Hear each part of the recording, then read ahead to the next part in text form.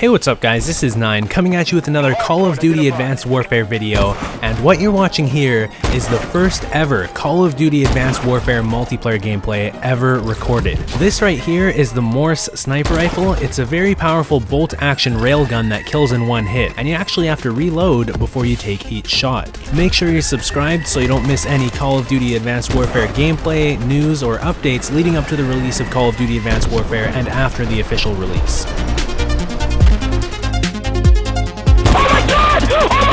Oh my god, did you hit that? Oh my god, did you hit that? So I hope you guys enjoyed that intro. I'm going to be starting off all my videos this week with Call of Duty Advanced Warfare multiplayer gameplay. Let me know what you guys think of Call of Duty Advanced Warfare so far by leaving a comment down below. Let me hear your thoughts. I want to know what you have to say. I know some people have been a little bit worried about the integration of the mech suits because, you know, it's a big change for Call of Duty. Now that you've actually seen some multiplayer gameplay, do you like it? Do you think they did a good job with it? Personally, I think Call of Duty Advanced Warfare is looking pretty amazing so far. Something very admirable that Sledgehammer Games has done with Call of Duty Advanced Warfare is taken in a ton of community feedback about their game. So that Advanced Warfare gameplay at the beginning of this video was actually recorded by one of my good friends, Daniel Cross. I'll link his channel down in the description below. You can check him out. He's probably going to have quite a bit of Advanced Warfare stuff going up right now as well. He's a really good sniper, a former FaZe member, and he got invited over to the Sledgehammer Games headquarters to play and record Call of Duty Advanced Warfare early. Sledgehammer Games has been inviting people from all sides of the community to give feedback on their game while it's been in development. They've been getting feedback from professional Call of Duty players, some of the biggest competitive players out there. They've been getting feedback from YouTubers, snipers, and even casual players. They made the effort to go on Reddit to talk with Call of Duty players about Call of Duty Advanced Warfare. I think it's a really good sign when a developer is trying their best to listen to the community.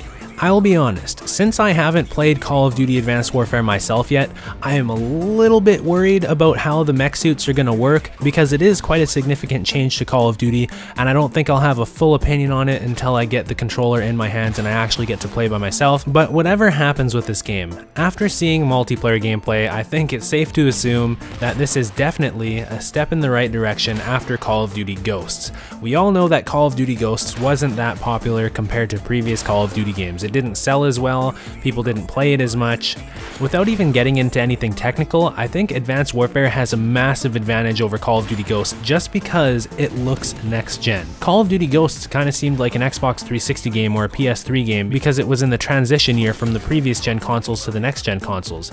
Now I think with Advanced Warfare it feels like we're finally experiencing the power of the next generation of consoles with Call of Duty. Now let's talk a little bit about the sniper rifles in Call of Duty Advanced Warfare. So the sniper rifle that we know about right now is called the Morse, that's spelled M-O-R-S, and it's a bolt action railgun. There's different variations of each weapon now. So for example, you can have a regular old Morse sniper rifle, and you can also have a professional version which has a custom camo on it like the Morse Lullaby, and it actually has different stats. So you can have the same weapon with a unique camo and upgraded stats. By the way, pay attention to the gameplay right now. This is a pretty cool play. I get quite a few kills here and a few nice shots. So anyways, back to the customization of the weapons. The stats that each weapon can have are broken down into damage, accuracy, fire rate, range, handling, and mobility. So each variation of a weapon can have variations in those stats. So I'll use a variation of the Morse sniper rifle as an example. A Morse Lullaby has -1 accuracy but +1 handling, and it also has a really cool camo attached to it. The way that you get these variations of weapons is through supply drop loot packs. Basically, you open a supply drop loot pack in game and it'll have something for you that you can use in future matches. Honestly, I'm all for anything that mixes up the weapons in Call of Duty because I always have felt like there's not enough selection with the weapons, and this is a perfect solution. Like, especially with sniper rifles, because typically there's only about 4 sniper rifles in any given Call of Duty game.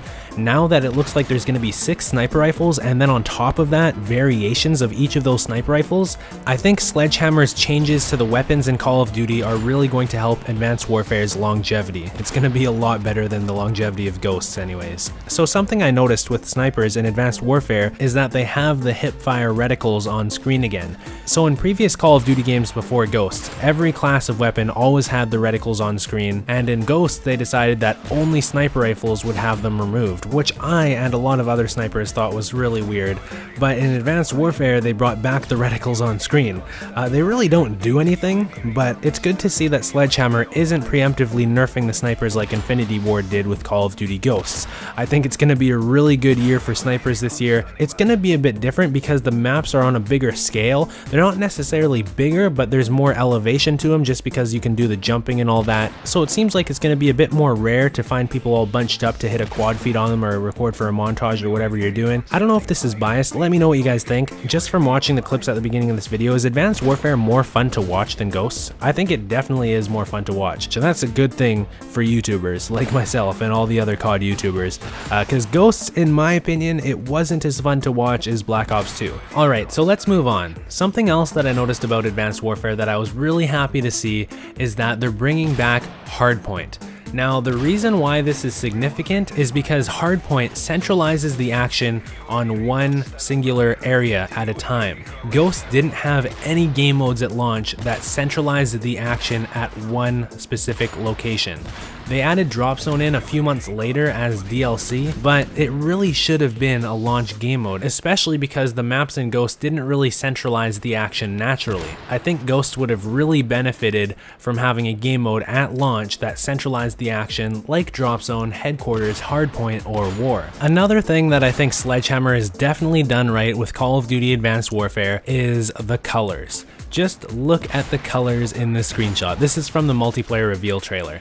There's the red camo, very vibrant, and then the green exosuit. You can get customizable exosuits, so the colors are just beautiful. Since I've been playing COD for such a long time, and I've been making YouTube videos about COD for such a long time, I like to think that I have a pretty good sense of what Call of Duty players tend to want out of Call of Duty games. And I know that vibrant maps has been on the wish list for quite a while. It came as quite a shock to me when I first picked up Call of Duty Ghosts last November, and there was so many like washed out brown and dark green maps and stuff like that. Like for example, Warhawk. The layout of Warhawk is actually pretty nice in Call of Duty Ghosts, but I don't think anybody was really a fan of the color scheme. Call of Duty Advanced Warfare looks like they've really got the color scheme down. And it's not just the maps, it's also the camos and the exosuits. I feel like the community has finally gotten through to the developers of a Call of Duty game that we tend to like brighter colors. Like for example, think of the most popular maps in Call of Duty.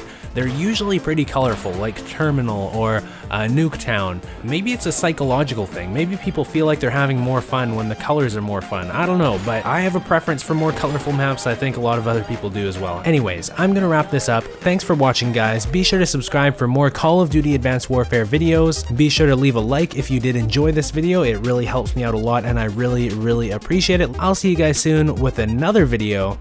Peace. Life.